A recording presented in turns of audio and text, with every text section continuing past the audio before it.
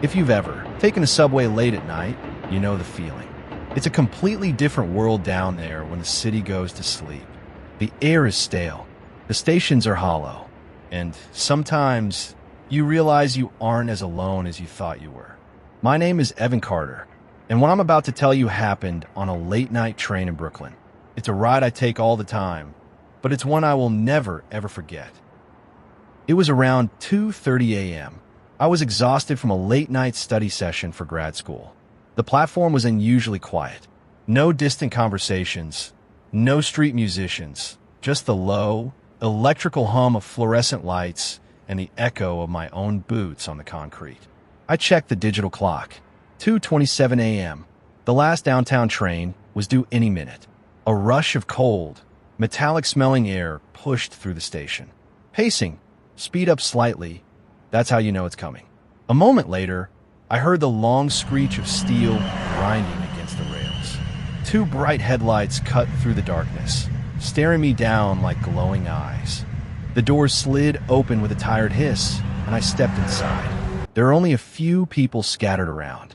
A guy asleep against the window in the first car. Two teenagers whispering a few rows down. The usual late-night crowd. But the car I was in felt claustrophobic. So, I started walking through the connecting doors, looking for a quieter spot to just decompress. Car 2, empty seats. Car 3, the teenagers. Car 4, completely abandoned.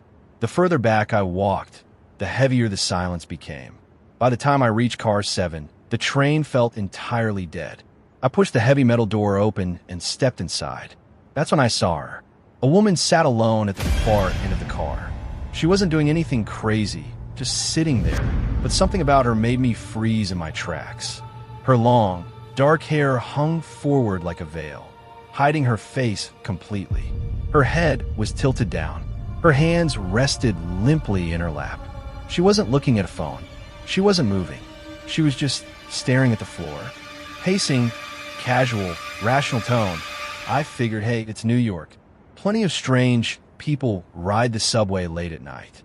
I was too tired to care, so I took a seat near the middle of the car. The doors chimed, slid shut, and we dove back into the black mouth of the tunnel. I closed my eyes for just a second, but when I opened them and looked down the aisle, the woman was still there. Exact same position. The train rattled violently as we bypassed an abandoned station. Overhead, the lights flickered, buzzed sharply, and died. Just a few seconds of pitch black. But when the lights hummed back to life, I noticed something wrong. The woman was closer. Not by much. Just a few seats further up the aisle. I stared at her, confused. Maybe she moved while the lights were out, I thought. Except, I hadn't heard any footsteps. And in the brief moment the lights had died, I hadn't seen her stand up. I tried to rationalize it. I was dead on my feet. I had probably just misjudged which seat she was in. But a creeping sense of dread was starting to settle into my stomach. The train roared deeper underground. I stole another glance. She was still frozen, head down, hair masking her face. A minute later, the lights flickered again. This time, I kept my eyes locked on her silhouette. The car went completely dark. When the lights snapped back on, my breath caught in my throat. She was closer again. Ow.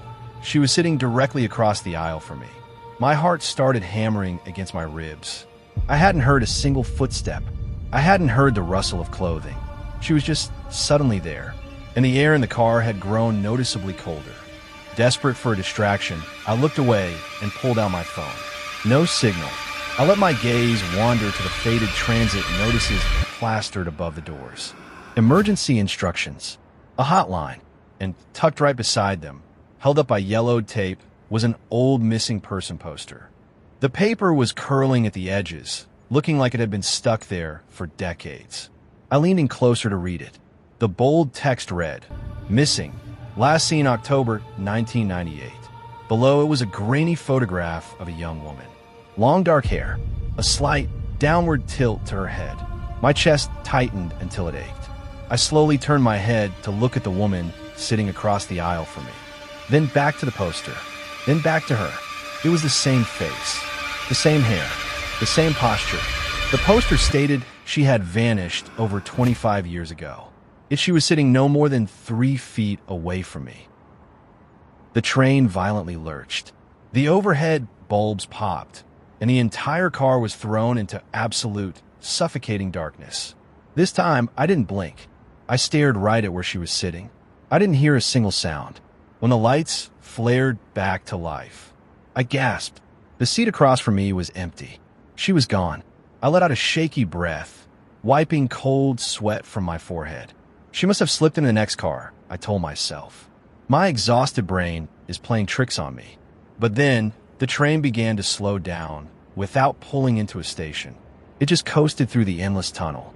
And as the screeching of the wheels quieted, I realized something far more terrifying. The car was entirely silent. I couldn't hear the teenagers from car 3. I couldn't hear the snoring man from car 1. There was no ambient noise, no shifting weight, just me, and the overwhelming instinct that I was no longer alone. I stood up and walked to the window of the adjoining door, peering into the next car. Empty. I looked further down the line. The entire train looked like a ghost ship. Everyone was gone. I moved cautiously toward the digital subway map above the door. But as I stared at it, the knot in my stomach pulled agonizingly tight. The small blinking that indicates the train's location wasn't just off-route. It had moved past the final stop on the line. It was blinking in the blank, unmapped plastic at the edge of the board. Suddenly, the train lurched. The lights sparked, fizzled, and died. Pitch black. I froze, too terrified to even breathe. Over the mechanical groan of the train, I heard it, a soft sound, right next to me, the distinct whisper of fabric brushing against the plastic seat. Slowly, agonizingly slowly, the fluorescent lights buzzed back to life. I looked down, and every drop of blood drained from my face. She was sitting right next to me. She was so close that her shoulder was practically brushing my jacket. Her head was still angled down, the dark veil of hair obscuring her face. I hadn't heard her walk down the aisle. I hadn't felt the seat dip. Every survival instinct in my brain screamed at me to run, to sprint through the doors and never look back. But my limbs were paralyzed. For a heavy, suffocating minute, neither of us moved. Then, ever so slowly, the woman turned her head toward me. Her face remained hidden behind the oily strands of hair. But in a voice so dry and quiet it sounded like dead leaves scraping against concrete, she finally spoke. "You're in my seat."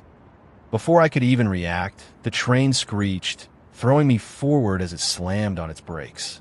Blinding station lights flooded through the grime-covered windows. The automated chime rang out, and the doors slid open. Normal, everyday passengers began stepping inside, looking at their phones, completely oblivious. I whipped my head around to look beside me. The seat was empty. I shoved past a businessman boarding the train, leaped onto the platform, and ran. I took the stairs 2 at a time, bursting out onto the street and gasping the cold night air. I didn't stop running until I reached my apartment. The next afternoon, in the safety of daylight, I went back to that exact station. I walked the length of the platform. I checked every wall, every pillar, every bulletin board. The faded missing person poster from 1998 was gone. I still take the subway at night. I still stay out late studying. But to this day, I never, ever step foot in car 7. Thanks for listening. If you enjoyed this story and want to hear more late-night terrifying encounters, make sure to hit that like button, subscribe, and turn on notifications so you never miss a video. Have you ever experienced something unexplainable on public transit? Let me know in the comments below. Until next time, stay safe out there.